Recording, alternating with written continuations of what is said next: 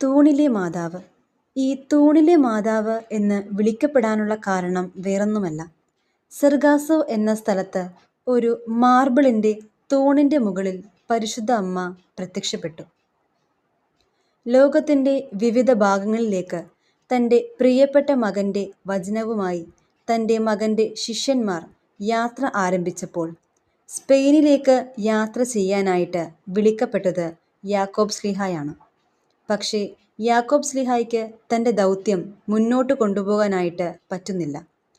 ആ സമയത്ത് ഒരുപാട് അസ്വസ്ഥതകളിലൂടെയും നിരാശയിലൂടെയും കടന്നു പോകുമ്പോൾ അമ്മ മാലാഖമാരുടെ അകമ്പടിയോടുകൂടി വലിയൊരു പില്ലറിൻ്റെ മുകളിൽ പ്രത്യക്ഷപ്പെട്ട് അവനോട് പറഞ്ഞു, മകനെ, ധൈര്യമായിട്ടിരിക്കുക, ധൈര്യമായിട്ട് മുന്നോട്ട് പോവുക, ഞാൻ നിൻ്റെ കൂടെയുണ്ട്. എന്നിട്ട് അവിടെ നിന്ന് അപ്രത്യക്ഷമാകുമ്പോൾ ആ പില്ലർ അവിടെ തന്നെ നിൽക്കുകയായിരുന്നു. അമ്മ അവനോട് പറയുന്നുണ്ട്, നമുക്ക് ഇവിടെ ഒരു ദേവാലയം പണിയാം എന്ന്.